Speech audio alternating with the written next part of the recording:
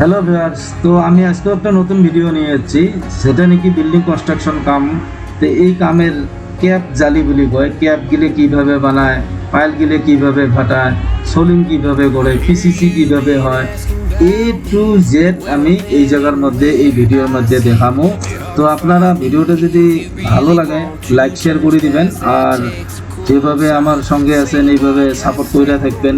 এখানে দেখো পানি দিয়ে কিভাবে বালু মিক্সিং করি, বালু যেটা প্যাকিং করি, কিভাবে কামগুলো করিয়েছি, আর জালিটা দেখো কিভাবে বানছি, আর ক্যাপ গিলে পাইল যেটা পাইল গিলে যেটা আমরা ক্যাপ আর পাইল, এই পাইলটি কিভাবে রাখে আর কোন কোন জায়গার দিছে, এই যে এটা আমার পোস্ট পাইলের উপরে থেকে পোস্ট গিলে কীভাবে হয়, ঠিক এইভাবে আমরা কামগুলো করিয়েছি। আর ঠিক ওই রকম করেই ভিডিওটা বানাইছি, যাতে যারা নতুন কাম করবেন তাদের জন্য খুব ভালো, কারণ শেখানোর জন্যে।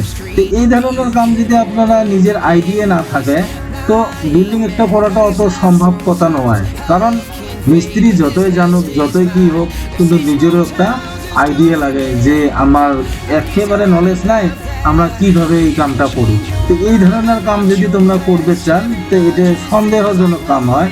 কারণ তোমরা ভালো করে জানেন, যদি নিজে কিবা বস্তু বোঝেন না, তখন যখন তো ভালো একটা ভেজালে পড়বেন যে কাক দিয়ে করি, কিভাবে করি, কাম গেলে ভাল হল না বেয়া হল, এল গেলে কত দেওয়া লাগছিল, কত বা দেল, জালের গ্যাপ দিলে কত দেওয়া লাগছিল, কত বা দেল, তো ক্যাপটার ডিস্টেন্সটা কত হওয়া লাগে, কিভাবে বা করিল, কোনটা প্রস্তুত, কত রড, A to Z এই ভিডিওর মাধ্যমে দেখা যাবে। আর পোস্টগুলো বসার সিস্টেমটা কি, তো এই ধরনের কাম আমি আপনাদের সঙ্গে সামনে নিয়ে আসি, যাতে আপনারা দেখে বুঝতে পারেন। আর এর আগে এটা তো পিসিসি মারা হয়ে গেছে, কভারিং কত দেওয়া আছে, আর পিসিসি গিলে যে করতেছে কিভাবে করতেছে, আর পিসিসি কতটুকু করা লাগে, আর যেটা নাকি আমরা বোল্ডার দিই তলত, ওই বোল্ডারটা মানে গ্যাপটা কিভাবে মারা লাগে, তো এইভাবে পানি দিয়া বালু দিয়ে গ্যাপটা মারি দেওয়া লাগে।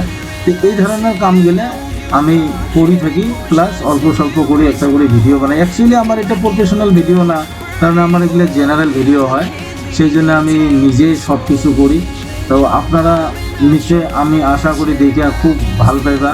আর এই জায়গার মধ্যে দেখো ফ্লোর কীভাবে ঢালাই করা হয়েছে, এই ফ্লোরটা কিন্তু একটা বিরাট মানে জটের কাম। হয়তো বা ফ্লোর ফাটি যায়, ডাবি যায়, কিসের জন্য ডাবে, কিসের জন্য ফাটে, আর কীভাবে করলে ফাটা ছিঁড়ে হবে নয়। আর ফ্লোরটা যখন ঢালাইতে করবা, তখন যাতে ফ্লোরটা ভিজে থাকে, এইভাবে পানি থাকে, আর ঢালাইতে একদম নরম ঢালাই করা লাগে, এইভাবে নরম ঢালাই করা লাগে। আমরা অ্যাকচুয়ালি এটা ফ্লোর ম্যানুয়ালি করছি, সেই জন্য হয়তো বা আপনারা দেখতে অল্প দেখবেন যে কিরে আমরা নিজেরাই মশলা মারি মেশিন দিয়ে করে নাই। তার কারণটা কি জানেন, আমরা একটা একটা রুম করে করছি। যদি একে পরিপূর্ণ একসঙ্গে করেন, তখন কিন্তু মেশিনের দরকার হয়। কারণ আমরা কি চিন্তা করছি, একটা করে রুম করব আর একটা করে রুম জায়গা রেডি করে নেব। তো ঠিক এইভাবে করছি, আমরা লাহে লাহে করছি।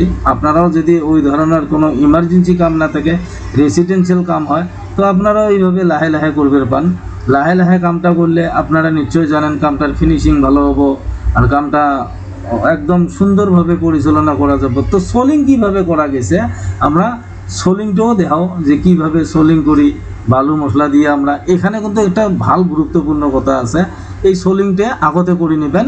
প্লাস্টার করার ওয়ালগুলো যখন প্লাস্টার করবে, তার ওয়েস্টেজ মশলাখানে এই জায়গার মধ্যে দিয়ে আপনারা এটা মিলে নিতে পারবে।